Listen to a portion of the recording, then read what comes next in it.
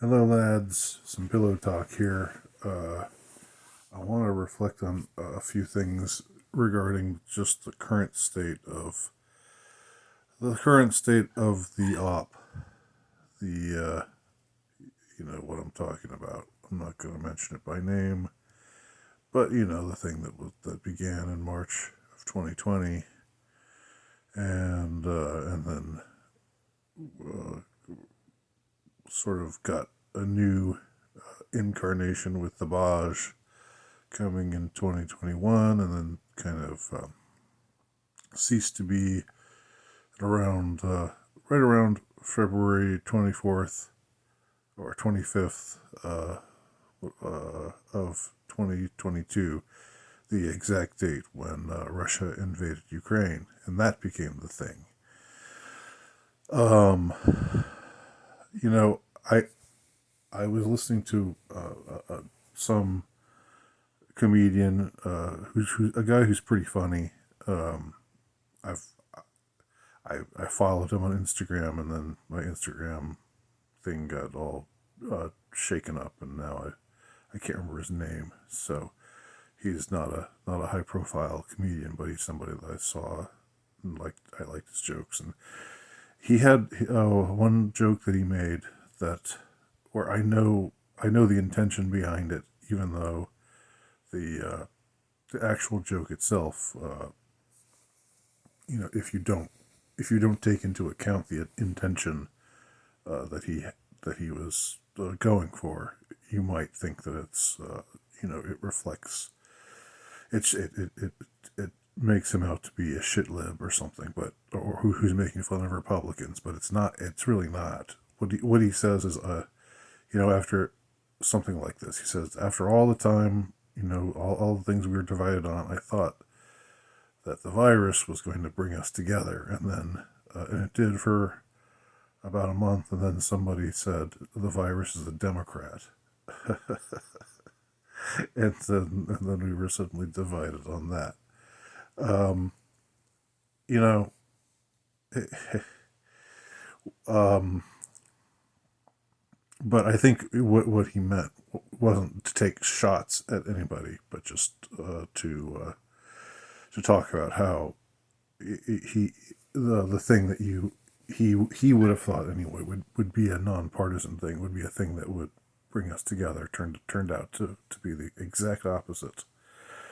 Um, and for me, uh, early on, I was always against it. I was always a skeptic, and I know I've said this many times before, and I'm honestly not saying it to boast. Or to talk about how prescient I am, or anything like that. I think it just kind of aligns with. I was always a skeptic. I was always a cynic. I was always questioning it. And part of it is just, I think, where it hit me, was, oh, you got to do this, or we're going to guilt trip you. You got to do that, or we're going to guilt trip you. That never sat well with me, not from the very start, and so I was already inclined, because of my contrarian nature, to just think this is being blown out of proportion. This is being uh, you know since this is a psyop, was just what I thought from the very start, from the very beginning of it all. But what I didn't see happening, and this is what makes me think of the comedian again that I just mentioned a couple minutes ago. What I didn't see happening was, I didn't when I was feeling skeptical, and also when it was like this lockdown that they've imposed, that's severely open ended. That it was milder in my state than most places, and we opened up here in Georgia pretty quickly, and after just a couple months, but just it was so distressing, it was so disheartening, it was so demoralizing just to think. that they that we'd seeded our. I mean, somehow we had all ceded our sovereignty to these entities that are, you know, that had unilaterally all decided the same thing in the same way, and they were going to see to it that that everything stayed that way. It seemed like forever. I mean, the fact that there was no end in sight, and that they wanted to just keep the world shut down for as long as they could. I could tell that was the end game, and it was so frustrating, and agonizing, and enraging. But I honestly didn't think of it like in March and even into April, or maybe into April they start. It's the there it started to you started to see partisan lines forming, because I think it was in April that there were the first protests, the first end the lockdown protests that started taking place in certain states, in certain other countries, and but before that, I thought this is this seems to be nonpartisan. This seems to be something that they're all united against. They're all united in the same way, but in a bad way, right? It's not like the comedian was saying. This is bringing us together. This is good vibes, because we're all coming together to face this crisis, and it's making us feel a bond to one another. It's more like this is the excuse they've got to put their boot on our neck and keep it there for as long as they see fit. But I didn't think to myself, people who are on the right, people who are conservative, as I think of myself. I have considered myself to be on the right. I've considered myself to be a conservative thinker for a long time, for most of my life. But if somehow it had things had broken differently, and for whatever reason, the conservatives, the right winger types, had been the ones to say, we've got to continue this. We've got to stay with the lockdown, and it's unpatriotic to protest the lockdown. Kind of the line that a lot of conservatives had about the war in Iraq, and about the war in terror during the double zeros in general, which I was never keen on. If I think if that had happened, I wouldn't, I I wouldn't have cared.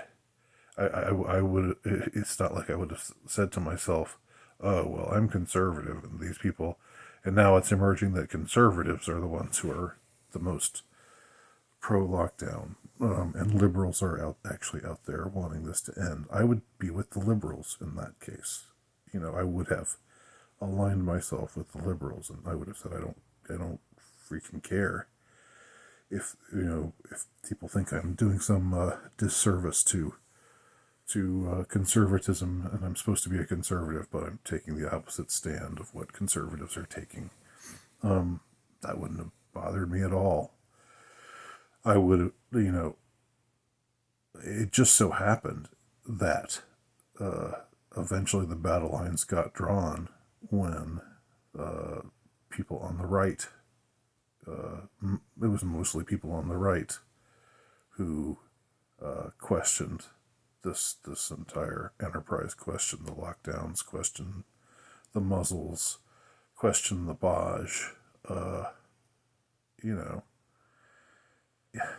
and people forget a lot of things, and it wasn't even that long ago.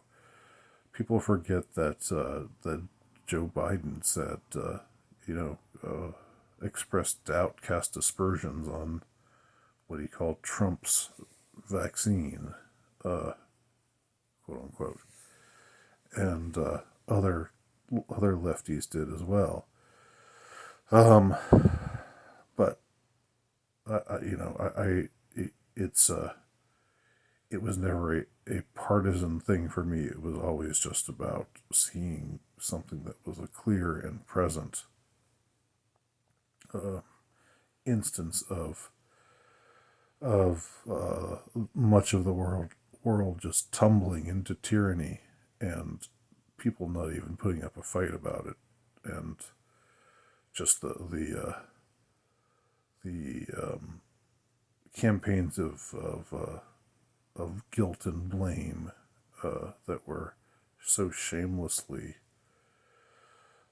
deployed were just as well. I mean, I've already stated my thoughts on all of that. But what I'm seeing happening now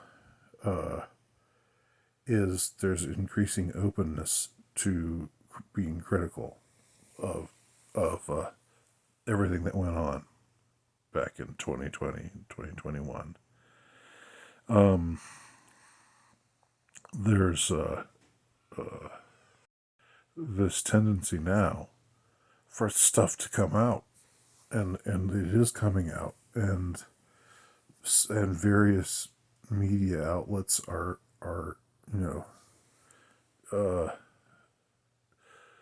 are saying these things. They're saying that and who I'm talking about, I guess it's mostly, it's some people on the left, not the establishment left, but more like the Bernie Sanders or left, the dirtbag left, who are now like you go to various sites on the internet where it's like people who would consider themselves to the left of the Biden regime. They're saying, "Ooh, look at this," and "Ooh, look at that," and these the CDC steered us wrong. Fauci steered us wrong. What revelations these are. That they pushed this stuff on us, and it turned out that they were that all of this stuff was just a farce. Everything from the Bosch to the masks to what have you, the lockdowns. Now they're saying it, and a bunch of people are saying these things now. But there has been no oh, I came to Jesus. I realized this, and I'm sorry for the way that I carried on before. Because now you have people, and it's like I'm thinking of the what's the name of the show? Is it The Hill?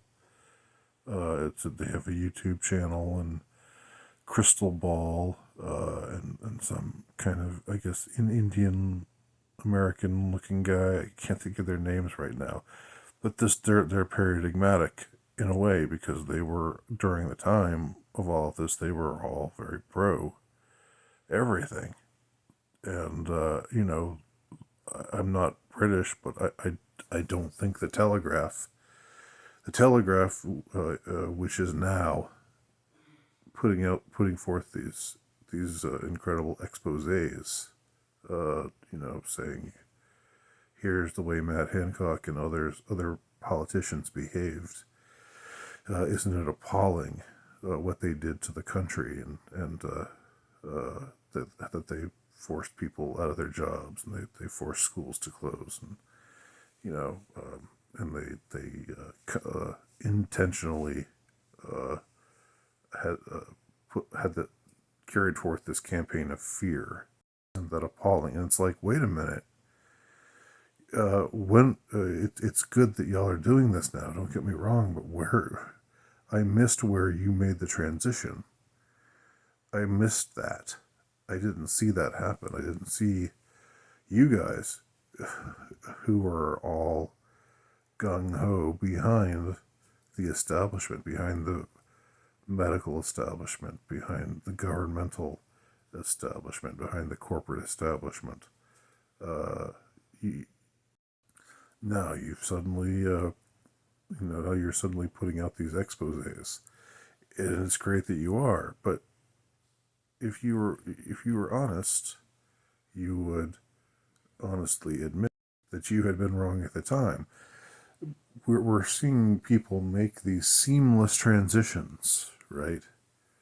Um, from being uh, being in lockstep with the entire op to now, challenging it now that it's no longer even an op. Now that it's now that we've moved on to other stuff, to other ops. If it's not the Ukraine op, it's the UFO op, or the we're gonna poison Middle America op, ruin the food chain op, everything else. You know what I'm talking about. But so many of these people are now saying the right thing, and people are just the people who were always for it, who always felt that way, are saying, yeah, good. I like that you're saying this, but I don't remember hearing where they had. When did they come to Jesus and flip flop and realize that it was all bullshit? When did that happen? I don't recall that. I don't recall that moment. And I mean, to be honest, it just sort of kills me that nobody's going to go down for this, when there are numerous people who should be hanged for this. Metaphorically speaking, of course. YouTube. I mean that metaphorically. They should be metaphorically hanged from the neck until dead.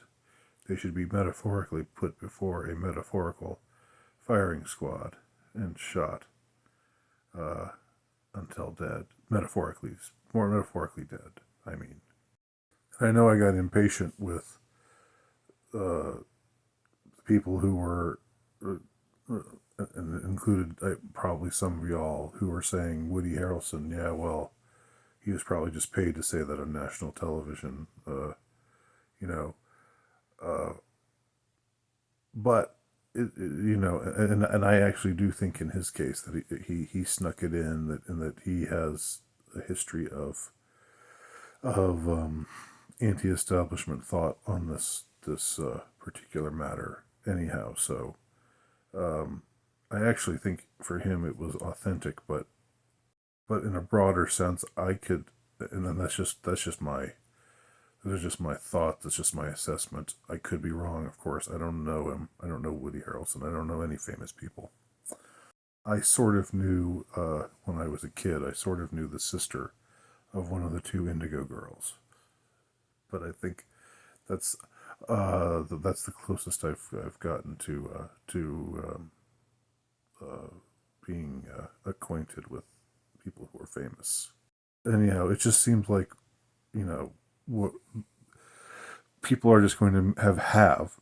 They're not going to. They already have made this seamless transition from, oh, well, that was then, this is now, and even Glenn Greenwald, even, I shouldn't say even Glenn Greenwald, because he's one of the good guys as far as this goes, but he had a post up reminding people of the absurdity of how the same people who are saying stay home, stay home, stay home. If you get together with a bunch of people, it's a super spreader event, and you're being so irresponsible, and you're killing grandmothers left and right. But then the George Floyd protests slash riots started happening, and these same people were saying, well, no, it's okay, it's good to meet in with a ton of other people in close proximity, and march for a righteous cause. But of course, if you were out protesting the lockdowns, that's bad. But if you're protesting what the police supposedly did to George Floyd, the the injustice that supposedly happened there, and maybe really did happen. I don't know. I don't know the facts of the case. I don't know the facts on the ground. I don't know if what they tell us is true or not. But the point is, it suddenly became okay to meet with a bunch of people, and most everybody in the thread of that, because they follow Glenn Greenwald, and so they think like him. They were saying, yeah, that was my moment. That was my big wake up call. But then you had some people saying, come on, Glenn, that was 3 years ago. Move on. So I think I'm gonna bring this topic to a close, but I'll continue it later. Thanks for watching.